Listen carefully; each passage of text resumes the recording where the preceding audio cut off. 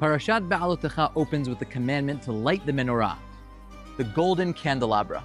But let's fast forward 3,000 years when the menorah appeared on the official seal of the State of Israel.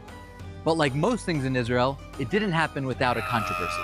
In 1949, just months after independence, Israel launched a national design competition. From the outset, the committee had a requirement that the menorah would appear on the state seal. Why?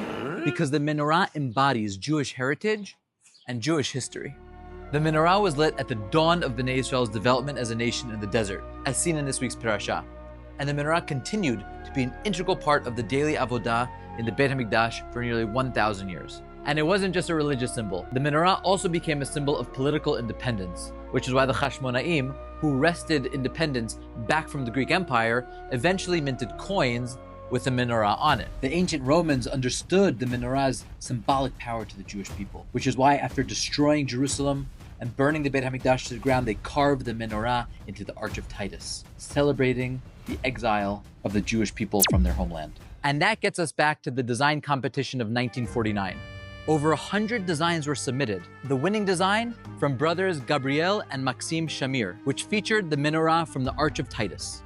That choice sparked protest, especially from Chief Rabbi Yitzchak Halevi Herzog, who objected that the Arch of Titus menorah was inaccurate. He cited the Talmud and Rashi, claiming that the original menorah did not have a hexagon base, but rather something closer to a three-legged tripod. In comes archaeology to settle the debate in favor of course, the Talmud, the Mefarshim, and Rav Herzog. You see, buried here, deep under Jerusalem's old city, archaeologists uncovered an engraving of a menorah that was almost certainly carved by a Kohen who actually served in the Beit HaMikdash and saw the menorah with his own eyes. And if you look closely, you'll see a three-legged base.